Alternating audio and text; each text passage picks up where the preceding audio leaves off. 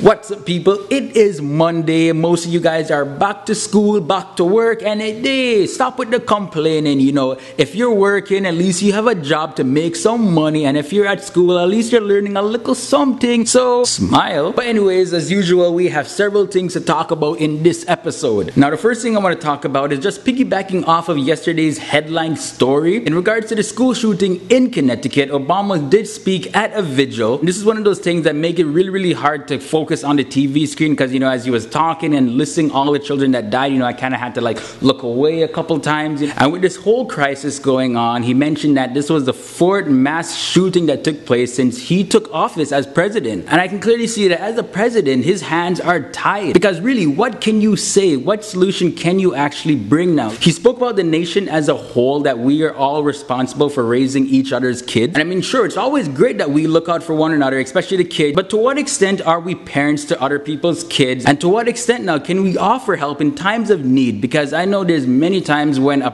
person may say something to a kid that they see acting up, and the parent comes, "Oh, don't be talking to my kid like that." But yo, if parents don't want you to be talking to their kids like that, then what can we do? And I did mention yesterday about the whole gun ban aspect of things. Yo, I don't think that would help personally, because you ban guns, criminals are just going to be finding new ways to bring guns into the community and kill people. But I guess my question to you guys out there is, what can you do in your own personal sphere to help ensure that stuff like this don't happen, and to help ensure that you're making a positive impact in your community? Now, on a different note, prepare to meet the human Ken doll. I mean, we've seen the human Barbie doll before, but they have a Ken equivalent. Justin Jedlicka, a 32-year-old guy that has spent around $100,000 on cosmetic surgery. And his goal is to achieve the ideal beauty. But what in blue crosses is ideal beauty anyways? After all, beauty's in the eye of the beholder. And taking a look at the before and after pictures, you can clearly see that the guy was not that bad looking of a guy. And I mean, it's a person's prerogative whether or not they want to get all those types of cosmetic surgery, but all I'm saying is that the guy looked fine before, now he looks worse. $100,000 worth of worseness. As I've showed you in the past, the human Barbie doll, you guys all agree that she looked better before the surgery, so I'm throwing out the same question again. Does the human Ken doll look better before or after? Now for some crazy sci-fi futuristic iRobot news. 52-year-old Jan Schwerman is a quadriplegic, but now she's gained control of this robotic arm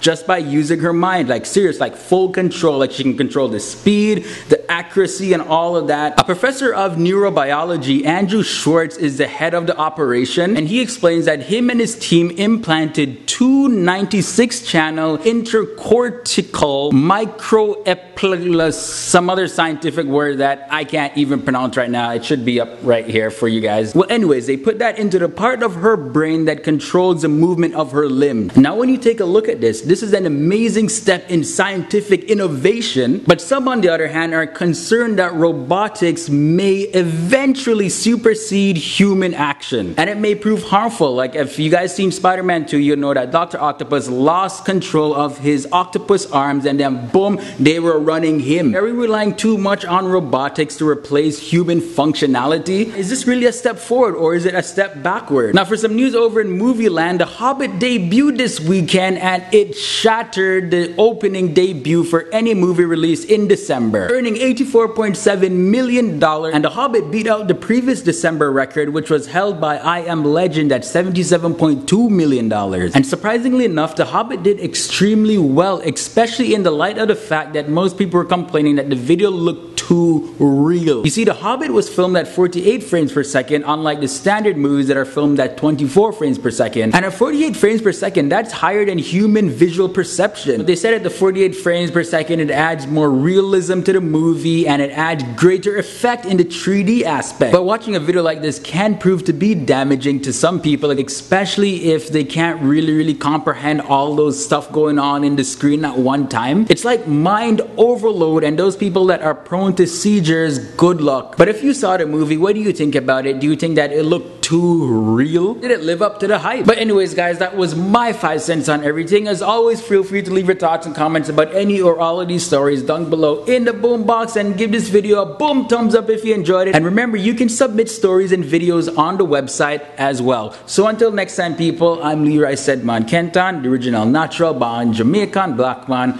Boom. Out.